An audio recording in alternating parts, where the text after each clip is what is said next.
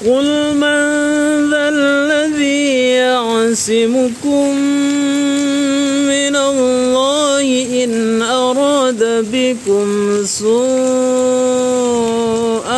أو أراد بكم رحمة